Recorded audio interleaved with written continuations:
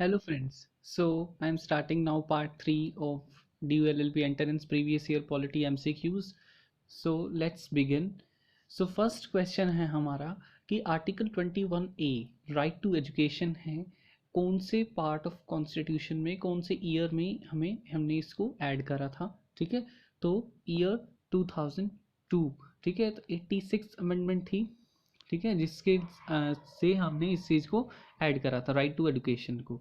Next question है how many members the president can nominate to Rajya Sabha. अब राज्यसभा में कितने मेंबर्स नॉमिनेट करता है प्रेसिडेंट 12 मेंबर्स नॉमिनेट करते हैं। ठीक है, जिनको स्पेशल नॉलेज होती है या प्रैक्टिकल एक्सपीरियंस होता है किस फील्ड से रिलेटेड, लिटरेचर। ठीक है, लिटरेचर से या साइंस से। ठीक है, या आर्ट से। ठीक है, आर्ट फील्ड कोई आर्ट का काम करते हैं या सोशल साइंस। ठीक है, तो 4 फील्ड्स हैं, literature, science, social science and art, जिसको स्पेशल नॉलेज या प्रैक्टिकल एक्सपीरियंस हो। ठीक है, तो 12 मेंबर्स नॉमिनेट करते हैं। और जो 238 मेंबर्स होते हैं, 238, क्योंकि जो मैक्सिमम मेंबर्स होते हैं हमारे राज्यसभा के अंदर वो हमारे होते हैं 250। ठीक है, अब 250 हैं, उसमें से 12 तो नॉमिनेट हो गए, 238 इलेक्ट होते हैं कहाँ से, स्टेट्स एंड यूनियन टेरिटरी में से। ठीक है, सो नेक्स्ट है कि हु डिसाइड कि कौन ये इशू को डिसाइड करता है कि ये बिल मनी बिल है या नहीं है, तो वो स्पीकर ऑफ लोकसभा है। ठीक है, अब ये क्वेश्चन भी मोस्टली जनरली पूछा जाता है कि जो स्पीकर है लोकसभा का उनका क्या रैंक है। जो स्पीकर होता है लोकसभा का उनका जो हमारे जज होते हैं, sorry chief justice of India होते हैं, चीफ जस्टिस CJI, उनसे दोनों का रैंक इक्वल है। ठीक है, तो अभी क्वेश्चन जनरली पूछ लिया जाता है एग्जाम्स में कि चीफ जस्टिस ऑफ इंडिया का किससे इक्वल रैंक है, स्पीकर ऑफ लोकसभा। ठीक है, या हाउस ऑफ पीपल। ठीक है, अब जो स्पीकर है बेसिकली, तो स्पीकर की पावर्स हमें पता है कि यह वो मनी बिल को बताता है कि क्या ये मनी बिल है या नहीं है। ठीक है, साथ साथ में जो मनी बिल है वो सिर्फ लोकसभा में ही इंट्रोड्यूस कर सकते हैं। ठीक है, इंट्रोड्यूस किस करें, लोकसभा, इन लोकसभा ओनली। ठीक है, और दूसरी बात है कि ये सिर्फ मिनिस्टर ही इंट्रोड्यूस कर सकता है। ठीक है, मिनिस्टर ओनली। ठीक है, अब मिनिस्टर इंट्रोड्यूस कर सकता है, साथ साथ में किसकी रिकमेंडेशन के बेसिस पर होता है, प्रेसिडेंट की रिकमेंडेशन पर, ऑन रिकमेंडेशन ऑफ प्रेसिडेंट। ठीक है, कि बेसिस के ऊपर ही ये क्या हो सकता है, ये रिकमेंडेशन होने के बाद ही इंट्रोड्यूस होता है। इसको राज्यसभा ना तो अमेंड कर सकती है, ना अमेंड कर सकती है, ना रिजेक्ट कर सकती है। ठीक है, और मैक्सिमम 14 डेज के लिए होता है राज्यसभा के पास। ठीक है, मैक्सिमम जो है ये 14 डेज के लिए राज्यसभा के पास होता है। उसके बाद राज्यसभा को इसे लौटाना होता है, चाहे राज्यसभा इसे पास करे चाहे ना करे, मगर लोकसभा इसे अप्रूव कर देती है। ठीक है, तो जब लोकसभा इसे अप्रूव कर दे तो ऐसा मान लिया जाता है कि it has been pass by both of the houses, और उसको जो है वो प्रेसिडेंट के पास भेज दिया जाता है। ठीक है, प्रेसिडेंशियल असेंट के लिए। ठीक है, अब ये जो होता है, अब जो प्रेसिडेंट होता है वो इसे या तो रिजेक्ट कर सकता है या अप्रूव कर सकता है, मगर उसे दोबारा नहीं भेज सकता। ठीक है, रिकॉन्सिडरेशन के लिए नहीं भेजा जा सकता है कि भाई पुनर्विचार कर लीजिए। जैसे कोई काफ़ी सारे बिल्स होते हैं तो प्रेसिडेंट उसके अंदर क्या होता है कि उसे दोबारा भेज देता है कि नहीं, इसे दोबारा इसमें कुछ चेंजेस की आवश्यकता है, कुछ ज़रूरत है तो। मगर इसमें क्या है कि या तो वो अप्रूव कर देगा या रिजेक्ट कर देगा, मगर इसे वापस नहीं भेज सकता है। ठीक है, तो वापस नहीं भेजेगा। यदि मान लीजिए कि वो उसे रिजेक्ट कर देता है तो उससे जो गवर्नमेंट होती है डिफीट हो जाती है, गिर जाती है। ठीक है, हार जाती है, तो डिफीट ऑफ गवर्नमेंट हो जाता है इन केस ऑफ रिजेक्शन। ठीक है, तो ये है हमारा मनी बिल। और मनी बिल का जो आर्टिकल है, कॉन्स्टिट्यूशनल आर्टिकल है, वो है आर्टिकल, ये हम बताते हैं, मनी बिल है 110 आर्टिकल है, 110 आर्टिकल है कॉन्स्टिट्यूशन का। ठीक है, तो ये हमारा हो गया मनी बिल। नेक्स्ट है हमारा कि कि जो कौन से कॉन्स्टिट्यूशन से ये procedure for amendment of the constitution की जो प्रोसीजर हम अपनाते हैं कॉन्स्टिट्यूशन को अमेंड करने के लिए कौन से कॉन्स्टिट्यूशन से लिया गया है। देखिए हमारा जो संविधान है बहुत सारे फीचर्स से बना है जो अलग अलग देशों से लिया गया है। ये फीचर हमारे साउथ अफ्रीकन कॉन्स्टिट्यूशन से लिया गया है। साउथ अफ्रीकन से दो लिया गया है, एक तो हमारा यही लिया गया है प्रोसीजर फॉर अमेंडमेंट, ठीक है, ये प्रोसीजर फॉर अमेंडमेंट। और दूसरा जो फीचर है वो है इलेक्शन ऑफ मेंबर, ठीक है, election of member of Rajya Sabha जो होता है वो हमारे साउथ अफ्रीकन कॉन्स्टिट्यूशन से लिया गया है, ठीक है। उसके बाद जो फ्रांस कॉन्स्टिट्यूशन है, फ्रांस कॉन्स्टिट्यूशन से जो रिपब्लिक है और जो आइडल्स ऑफ जो प्रेम्बल में हमने फीचर्स लिए थे, ठीक है, फ्रेंच रेवोल्यूशन से, ठीक है, वो प्रेम्बल में Republic, idols of liberty, equality, fraternity, ठीक है।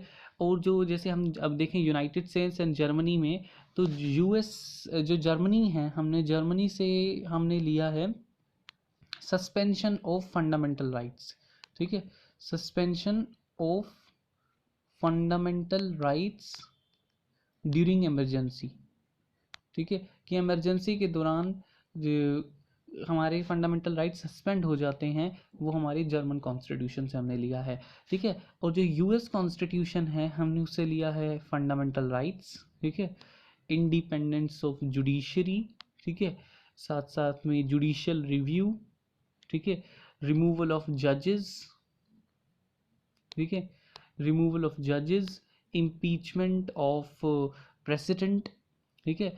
देखिए रिमूवल जो है चाहे वो जजेस का हो, चाहे वो वाइस प्रेसिडेंट का हो, ठीक है, चाहे वो प्रेसिडेंट को हो, मतलब इम्पीचमेंट प्रोसीजर, ठीक है, जो आर्टिकल 161 में है, ठीक है। सो जो प्रेसिडेंट का रिमूवल है, वाइस प्रेसिडेंट का रिमूवल है, जजेस का रिमूवल है, फंडामेंटल राइट्स हैं, ठीक है, जुडिशरी की इंडिपेंडेंस है और जुडिशियल रिव्यू, इस 6 की 6 चीज़ें हमने यूएस कॉन्स्टिट्यूशन से ली हैं, ठीक है। तो ये क्वेश्चन आ सकते हैं।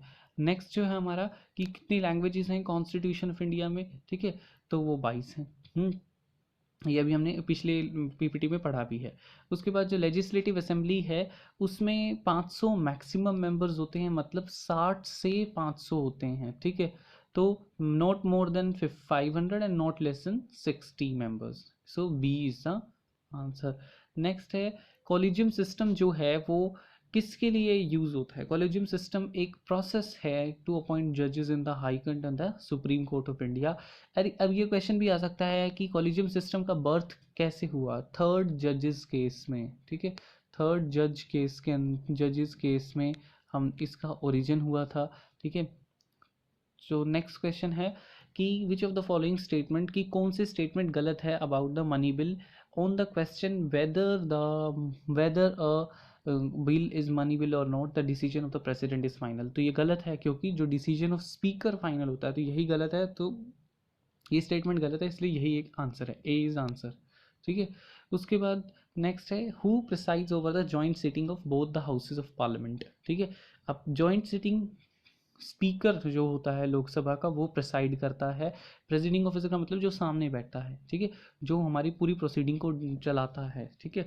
तो अब जो स्पीकर, अब जॉइंट सिटिंग का मतलब क्यों होता है, जॉइंट सिटिंग का होता है कि टू रिजोल्व अ डिस्प्यूट, ठीक है, resolve a dispute between the both houses.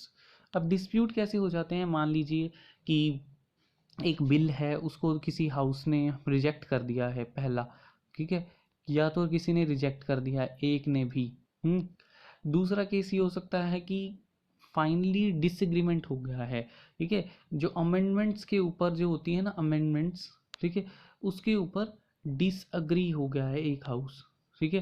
पहले केस में एक ने रिजेक्ट कर दिया है, दूसरे ने अमेंडमेंट्स के ऊपर डिसएग्री हो गया है, और तीसरे में मोर देन 6 मंथ्स इलैप्स हो गए हैं, ठीक है, 6 मंथ्स जो है उससे ज़्यादा टाइम हो गए हैं, more than 6 months, more than 6 months, या अमेंडमेंट्स के ऊपर डिसएग्रीमेंट हो गया है या रिजेक्शन के ऊपर। तो इन 3 सिचुएशंस में एक डेडलॉक क्रिएट हो जाता है। डेडलॉक का मतलब है कि वो बिल पास नहीं हो रहा है, ठीक है। तो या तो किसी ने एक ने रिजेक्ट कर दिया या किसी ने एक ने डिसएग्रीमेंट कर दिया है कि भाई नहीं ये अमेंडमेंट को हम नहीं मानेंगे, ठीक है। और तीसरा केस ये हो सकता है कि 6 महीने से ज़्यादा हो गया है कि एक हाउस ने तो पास कर दिया मगर दूसरे हाउस में जाकर उसे 6 महीने हो गए तो वो जो है पास नहीं हुआ है। तो इन 3 सिचुएशन में डेडलॉक की सिचुएशन आती है, ठीक है। और उस डेडलॉक की सिचुएशन के लिए जॉइंट सिटिंग का प्रावधान है। जॉइंट सिटिंग में क्या होता है कि जो दोनों हाउसेस के मेंबर्स इकट्ठे बैठते हैं, ठीक है, और उसके अंदर इस बिल के ऊपर जो भी बिल के अंदर डेडलॉक क्रिएट हुआ है उसकी चर्चा होती है, ठीक है। और मगर जो जॉइंट सिटिंग का प्रावधान है वो मनी बिल, ठीक है, मनी बिल और कैब कॉन्स्टिट्यूशनल अमेंडमेंट बिल के ऊपर एप्लीकेबल नहीं होता है। इन दोनों केसेस के अंदर जॉइंट सिटिंग नहीं है, ठीक है, कॉन्स्टिट्यूशन के अंदर, ठीक है। तो joint sitting is not applicable, provision is not applicable in case of money bill and constitutional amendment bill. अब जो नेक्स्ट चीज़ जो इम्पोर्टेंट है कि सबसे पहले स्पीकर ऑफ लोकसभा जो होता है, स्पीकर वो अटेंड जो प्रिसाइड करता है जॉइंट सिटिंग की मीटिंग को। यदि स्पीकर नहीं है तो डिप्टी स्पीकर, ठीक है। यदि डिप्टी स्पीकर नहीं है तो डिप्टी चेयरमैन ऑफ राज्यसभा, ठीक है, वो प्रिसाइड करेंगे जॉइंट मीटिंग को। बिकॉज जो चेयरमैन होते हैं, ये ऐसा क्यों होता है, बिकॉज जो चेयरमैन जो होते हैं हमारे राज्यसभा के, वो मेंबर नहीं होते हैं किसी भी हाउस के, ठीक है, नहीं होते हैं मेंबर ऑफ आइदर हाउस, नहीं होते हैं वो, इसलिए उस जॉइंट मीटिंग को वो प्रिसाइड नहीं कर सकते हैं, ठीक है। क्योंकि जो हमारे चेयरमैन हैं राज्यसभा के वो एक्स ऑफिशियो चेयरमैन हैं हमारे प्रेसिडेंट, ठीक है। तो इसलिए वो they are not the member of either house of parliament, so that's why they are not allowed to preside the joint meeting, ठीक है। अब जॉइंट मीटिंग भी तभी कंटिन्यू रहेगी जब उसके अंदर 1/10 कोरम होगा, जो हमारा संविधान में भी है कि पार्लियामेंट की मीटिंग तभी होगी जब 1/10 मेंबर्स प्रेजेंट होंगे, ठीक है। और दूसरी बात, जो रूल्स एप्लीकेबल होंगे जॉइंट मीटिंग के अंदर, ठीक है, वो होंगे लोकसभा के रूल्स, ठीक है। और लास्ट चीज़ है कि जो वोटिंग होगी, total members present in voting, ठीक है, टोटल मेंबर्स जो होंगे और जो प्रेजेंट होंगे और वोट दे रहे होंगे उस हिसाब से वोटिंग होगी, ठीक है। तो नेक्स्ट क्वेश्चन है कि to provide free legal aid to an accused, ठीक है, ये क्या है, ये फंडामेंटल राइट है अंडर आर्टिकल 21, ठीक है। 21 के अंदर है ये, protection of life and personal liberty, ठीक है, उसके अंदर आ जाता है। उसके बाद आ जाता है कि जो नेक्स्ट क्वेश्चन कि यूनाइटेड स्टेट्स में जो रेजिडरी पावर्स है, देखिए हमारे देश में क्या है कि 7th शेड्यूल में 3 लिस्ट हैं, union list, state list and concurrent list. Union law बना रही है स्टेट लिस्ट के ऊपर, स्टेट लेजिस्लेचर लॉ बना रहा है कॉन्करेंट के ऊपर, दोनों बना रहे हैं, ये हमने डिस्कस करा है बहुत बार। जो रेजिडरी पावर्स है जो तीनों में मेंशन नहीं है उसके ऊपर हमारी सेंट्रल गवर्नमेंट लॉज बनाती है इंडिया में, मगर यूनाइटेड स्टेट्स में मतलब अमेरिका में ये पावर स्टेट्स के पास है, राज्यों के पास है कि वो रेजिडरी पावर्स को ऊपर लॉ बनाती हैं। नेक्स्ट क्वेश्चन है कि under which of the following की जिस सुप्रीम कोर्ट को स्पेशल लीव देने की पावर है, ठीक है, स्पेशल लीव दे सकती है, वो आर्टिकल 136 है, 136 ये, ठीक है। So C is answer. Next है क्वेश्चन कि जस्टिस सोशल इकोनॉमिक पॉलिटिकल, ये किस पे है, प्रेम्बल में दिया गया है, an ideal enshrined in the preamble of the constitution, B is answer. Next question है कि कौन से अमेंडमेंट से प्रेम्बल में की गई थी, सभी को ये बार बार डिस्कशन हुआ है, 42 अमेंडमेंट से, जिसमें 3 वर्ड्स ऐड किए गए हैं, सेक्युलर, ठीक है, सोशलिस्ट एंड इंटीग्रिटी, ठीक है।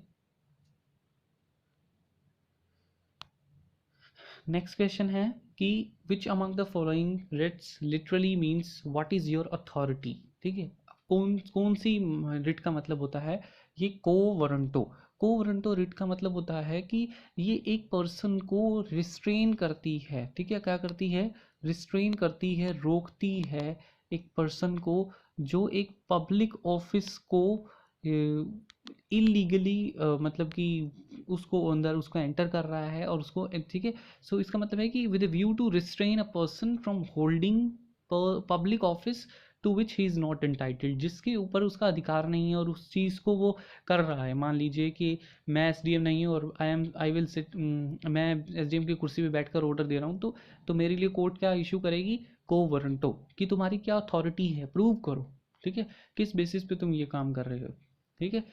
सो नेक्स्ट है हमारा कि आर्टिकल 1 में जो कॉन्स्टिट्यूशन ऑफ इंडिया है उसे क्या कहा गया, इंडिया दैट इज़ भारत, ठीक है। So it shall be the union of states. उसके बाद आ जाता है कि प्रेसिडेंट ऑफ इंडिया वो किसके थ्रू अपनी पावर्स एक्सरसाइज करते हैं, या तो वो डायरेक्टली करते हैं या indirectly through officers subordinate to him. Next question है, how can governor of a state be removed. जो गवर्नर है उन्हें प्रेसिडेंट कभी भी रिमूव कर सकते हैं, जो प्रेसिडेंट है उनके खिलाफ इम्पीचमेंट प्रोसीजर है, और वो किस बेसिस के ऊपर किया जाता है, सिर्फ वायलेशन ऑफ कॉन्स्टिट्यूशन पे, ठीक है, वायलेशन ऑफ कॉन्स्टिट्यूशन पे के बेसिस के ऊपर प्रेसिडेंट का रिमूवल है।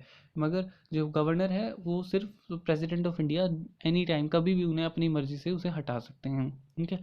और जो हमारे किस आर्टिकल के अंदर बताया गया है कि द लॉ डिक्लेयर्ड, लो है ये, ठीक है, लो, ठीक है, law declared by supreme court is binding on all the courts, article 141 में है, ठीक है, ठीक है, आर्टिकल 144। सो अब इतने ही क्वेश्चन है इस वीडियो में, then next we will discuss in the part 4। So please if you like my video subscribe my channel. Thank you so much.